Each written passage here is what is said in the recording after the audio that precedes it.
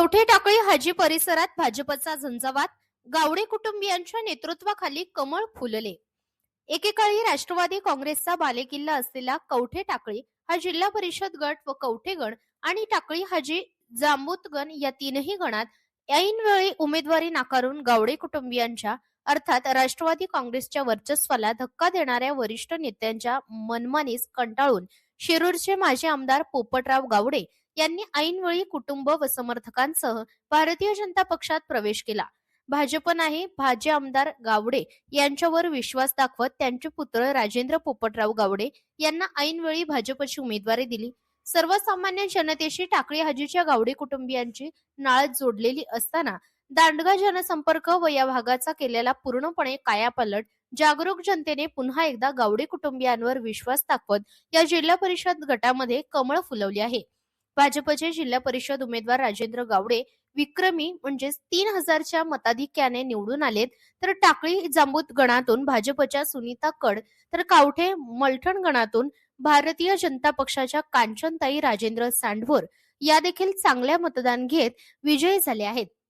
आज टाकळी हाजी गावात या विजयाबद्दल एकच जल्लोष करण्यात आला।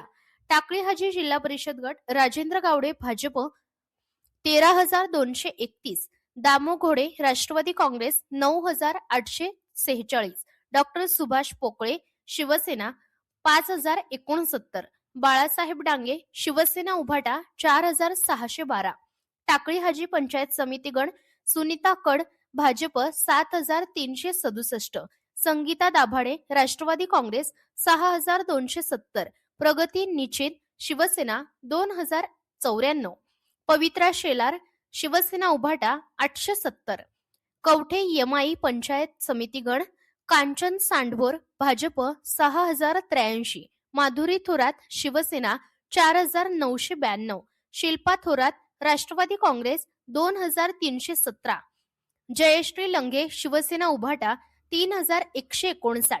जिल्हा परिषद विजयी गट राजेंद्र गावडे भाजप, कवठे पंचायत समिती गण कांचन सांडभोर भाजप, टाकळी हाजी पंचायत समिती गण सुनीता कड भाजप।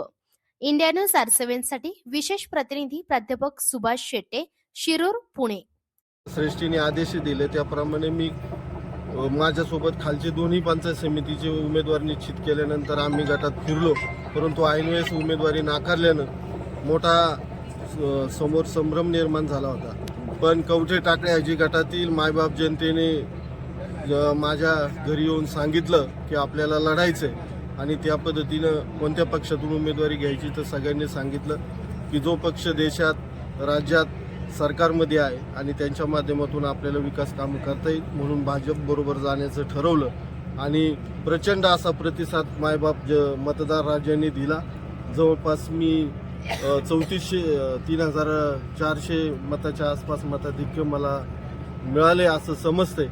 तर निश्चित मी कवठे टाकळी हाजी गटातील मायबाप जनतेचे खूप खूप आभार मानतो।